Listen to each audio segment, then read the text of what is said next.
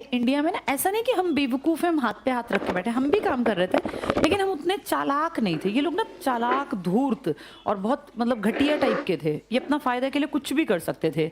हम भी व्यापार करते थे। हमारे शहर हुआ करते थे सूरत, हमारा एक शहर था मछलीपत्तनम, और एक हमारा शहर था, ये अभी दिमाग से निकल गया, एक छोटा सा नाम था, कलकत्ता तो बहुत बाद में बना, उससे पहले एक और शहर था, चलो याद आएगा तो बताऊंगी। इन्होंने सूरत की इंपॉर्टेंस घटा दी अंग्रेजों ने, जो हमारा मेन शहर था, और इसकी टक्कर में दूसरा बड़ा शहर क्या बसा लिया, मुंबई, क्योंकि दहेज में मिल गया फ्री, उसको डेवलप कर लिया। मछलीपट्टनम की जगह इन्होंने बसा लिया चेन्नई। चेन्नई तो नाम हमने दिया, उस टाइम पे इसका नाम था मद्रास, और अभी नहीं याद आया, यहाँ पे इन्होंने बना लिया था कलकत्ता। कलकत्ता, ठीक है। तो ये हमारे शहर हुआ करते थे। हमारा ढाका था, जो आज बांग्लादेश की राजधानी है ना, वो पुराने समय में एक इम्पॉर्टेंट शहर था ढाका। ढाका का मखमल बड़ा फेमस था। तो ये हमारे लोकल शहर थे जहाँ खूब व्यापार करते थे हम, बहुत चीज़ें आती थी, बड़े मार्केट थे। इनको लगा कैसे इंडिया की चीज़ों को पीछे करना है, तो इन लोगों ने की टक्कर में उसके पास मुंबई डेवलप किया, मछलीपत्तनम की टक्कर में मद्रास, और ढाका की जगह कलकत्ता को मेन एरिया बना लिया। ध्यान से देखो, ये तीनों पानी से लगते एरिया हैं। पानी का जहाज आएगा तो सामान आसानी से उतरेगा और अंदर तक व्यापार करना आसान होगा। हमारे तीनों शहरों की इंपॉर्टेंस खत्म कर दी और अपने 3 शहर इन लोगों ने बना लिए। आज तक तुम्हारे देश में 4 मेट्रोपॉलिटन जब गिने जाते हैं ना, तो दिल्ली, मुंबई, कलकत्ता और चेन्नई या मद्रास की गिनती करते हैं। तो ये उनके टाइम में प्रोग्रेस हुई थी बेटा इन एरियाज में। इन्होंने सबसे पहले जब 1739 में हमारे देश की पोल पट्टी खुली, जब ईरान से आया ना शाह, कौन सा शाह, नादिर शाह, ईरान से अटैकर आया नादिर शाह, और इसने दिल्ली को लूटा और कई दिन तक रहा, जबकि दिल्ली में सोचो औरंगजेब का वंशज है और वो भाग खड़ा हुआ कि भैया जो लूटेगा लूट जाएगा, मुझे कोई दिक्कत नहीं। उसका नाम है मोहम्मद शाह रंगीला। वो इतना नालायक था कि उसने अपने, ये सच बात है, उसने अपनी प्रॉपर्टी नहीं बचाई। भैया क्या होते थे जो लोग राजा थे कि लड़ते मर जाएंगे, अपनी प्रॉपर्टी में जीते जी किसी को एंट्री नहीं देंगे। लेकिन ये इतना नालायक था मोहम्मद शाह रंगीला कि इसके टाइम पर ही अटैक हुआ और ये अपनी प्रॉपर्टी छोड़ के भाग गया कि मेरा बचना जरूरी है, प्रॉपर्टी जाए भाड़ में। मतलब जो बाप दादा की इतनी बड़ी संपत्ति खाली कर गया। नादिर शाह ने दिल्ली को लूटा, और दिल्ली अकेली को नहीं लूटा, दिल्ली में उस टाइम पे सबसे बड़ा किला हुआ करता था लाल किला। मैंने आपको पित्रादुरा शैली बताई होगी, कैसे वो बिल्डिंग बना के उसके अंदर वो ना, इस अपने साथ सारे बड़े बड़े कारीगरों को लाया। लाल किले में पित्रादुरा शैली थी। कभी घूमने जाओगे ना लाल किला, तो लाल किला किला ना बेसिकली एक चीज़ नहीं होती थी, किले के अंदर ढेर सारी बिल्डिंग्स होती थी।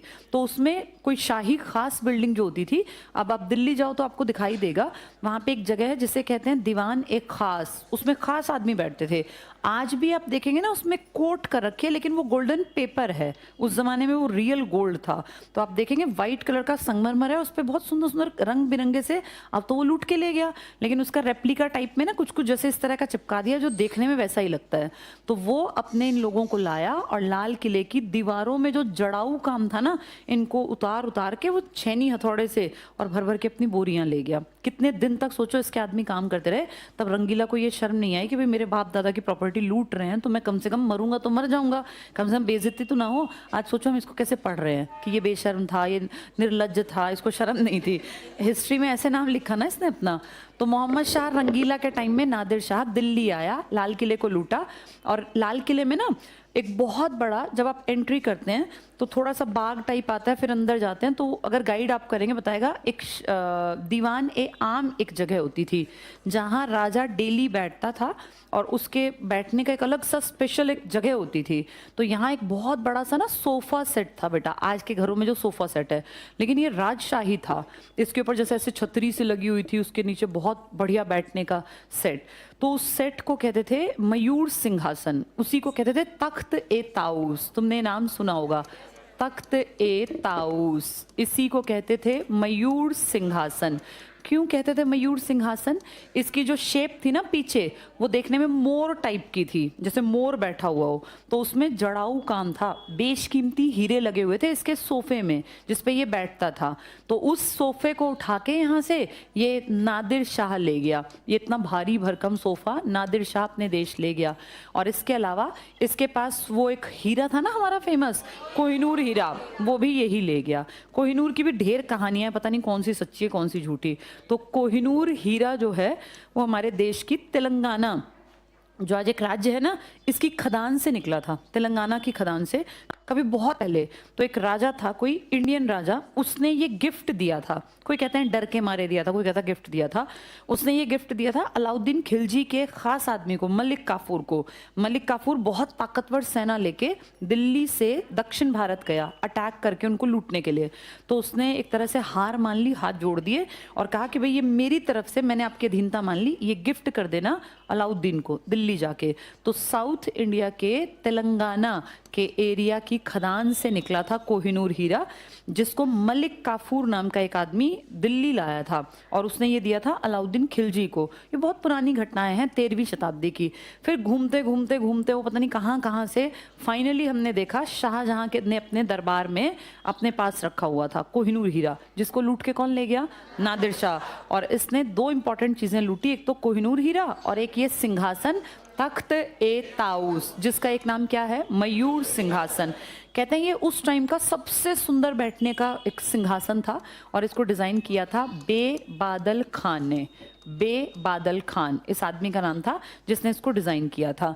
तो यहाँ से ये सब लूट के गया तो अंग्रेज देख रहे थे, अंग्रेज लेकिन चुपचाप बैठे थे क्योंकि उनको इंडिया अपना नहीं लगता था। उन्होंने जब ये सब देखा तो उनको एक बात समझ में आई कि अगर शाहजहां के बनाए इस तख्ते ताऊस को और कोहिनूर हीरे को ये औरंगजेब के वंशज नहीं बचा पाए तो फिर तो कोई भी आए लूटे। 1739 के बाद इनकी हिम्मत बढ़ी और 1757 में BEIC ने एक खुली चुनौती दे दी बंगाल की तरफ के राजा को। बंगाल का नवाब हुआ करता था। बंगाल को कहते हैं कामधेनु गाय थी बंगाल। कामधेनु गाय समझते हो? कई लोग ना देखना ये जो होते हैं ज्वेलरी वाले, जो ज्वेलरी शॉप्स होती हैं, इन पे ना चांदी की गाय सी रखी होती है, कभी तुमने ध्यान दिया हो तो। एक तो वो होती है जो दान वाली है, वो नहीं, चांदी की गाय। कई लोग एक दूसरे को चांदी की गाय भी गिफ्ट करते हैं, भैया जिनके पास पैसा है, या सोने की करता हो तो मुझे नहीं पता। तो चांदी की गाय जो बनती है वो कामधेनु गाय की पिक्चर होती है। कामधेनु गाय के बारे में प्रसिद्ध है कि आप जो मांगेंगे कामधेनु गाय उसको पूरा कर देगी। तो बहुत लोग अपने घरों में कामधेनु गाय भी रखते थे उस जमाने में। तो बंगाल को कहा गया कामधेनु गाय। इसका मतलब जो बंगाल में जाके इच्छा करोगे वो पूरी होगी। आदमी को किस चीज़ की इच्छा? पैसे की। यानी इतना पैसा है बंगाल में, इतना रिच है यहाँ के लोग कि आप जैसा चाहोगे वैसा यहाँ से पा सकते हो।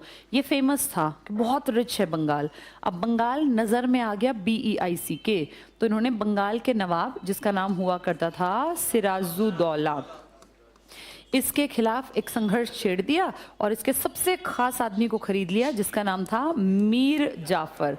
ये इंडिया में सबसे पहला गद्दार था जिसने इंडिया के साथ गद्दारी की और अंग्रेजों का साथ दिया। इसका भुगतान हम लास्ट तक भुगते। हम 200 साल हमने जो किया ना, उसमें सबसे पहला जो था जड़ काटने का काम वो इसने किया।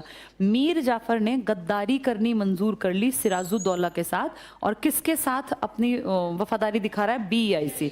BEIC को इससे कोई लगाव नहीं था, उसने इसको मोहरे की तरह इस्तेमाल किया और एक युद्ध की बातचीत शुरू हो गई जिसमें एक तरफ बहुत ताकतवर बड़ा नवाब की सेना और एक तरफ बिल्कुल छुटकू सी सेना BEIC की। नवाब की सेना में बहुत ज़्यादा आदमी थे, बहुत ज़्यादा हाथी और सब कुछ। हम तो जैसे हम इंडिया में देखें तो हम बहुत समृद्ध और अमीर टाइप के राजा थे हमारे। BEIC का मजाक टाइप की सेना थी। कोई तो कहता है कि 3000 थे, कोई कहता है 300 ही थे बस, उसके 50,000। 300 आदमी किसी भी तरह से, या 3000 भी आदमी 50,000 के सामने कैसे टिकेंगे? इम्पॉसिबल है ना। अगर थप्पड़ थप्पड़ थप्पड़ भी मारें तब भी नंबर नहीं आएगा, सबका नंबर नहीं आएगा। तो 300 आदमी कैसे लड़ सकते हैं? तो इसीलिए ये दिखता था कि ये तो हारेगा। नवाब पूरा कॉन्फिडेंट था कि भाई ये मच्छर टाइप के लोग आ गए हैं और हम तो वैसे इतने बड़े नवाब हैं।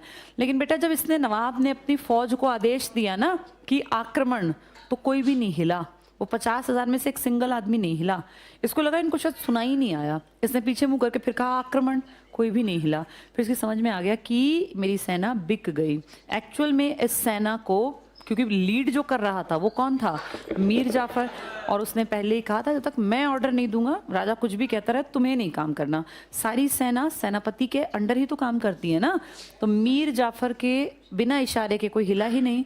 इस बात को नवाब ने फील कर लिया कि गद्दारी कर गया मीर जाफर। खैर क्या बिगड़ना है, 300 आदमी क्या बिगाड़ेंगे। और ऐसे कुछ खास आदमी बेटा हर राजा रखता था, बहुत क्लोज वाले। तो राजा की ये हरकत देख के पीछे की जो इसके बहुत खास से आदमी थे उन्होंने इसको घेर लिया और कहा तुरंत निकलते हैं सर यहाँ से। इसको लेके वहां पहुंचे। इसको ये बात विश्वास नहीं हुआ कि मतलब इस तरह से कोई गद्दारी कर सकता है। विदेशियों के साथ जाके मिल गया, कोई पड़ोसी राजा के साथ मिले समझ में आता है, विदेशियों के साथ जब ये घर गया ना तो मीर जाफर पहले से इस चीज़ के लिए तैयार था कि शायद राजा भागेगा। हर आदमी अपनी जान बचाता है। तो उसने अपने बेटे को पहले से कह रखा था कि जब ये आएगा तो ये ऑब्वियस सी बात है कि भैया घर ही जाएगा महल में। यहाँ का जहाँ दरवाज़ा खुलता है दरवाजे के पीछे से इसका बेटा पहले से तैनात था तलवार लेके, क्योंकि या तो वहां मारा जाएगा नहीं तो घर आएगा, घर तू मार देना। अब जब उसने एंट्री की उसको आइडिया भी नहीं था कि भाई मतलब घर में भी कोई इस तरह का चोर बैठा होगा। वो जैसे ही दरवाजे से आगे गया मीर जाफर के बेटे ने एकदम से उसका सर कलम कर दिया। सिराजुद्दौला बस कहते हैं प्लासी की लड़ाई, एक्चुअल में कोई लड़ाई हुई नहीं थी। इस तरह से आपके देश का पहला गद्दार आदमी अपनी गद्दारी के चलते इंडिया को सबसे बड़ा नुकसान करवा देगा। मीर जाफर का सपना क्या था कि नवाब मर जाए, ये BEIC जीत जाए तो BEIC मुझे क्या बना देगी, नवाब। लेकिन ये भूल गया कि BEIC को नवाब से कोई फर्क नहीं पड़ता, उसको पैसे से मतलब है।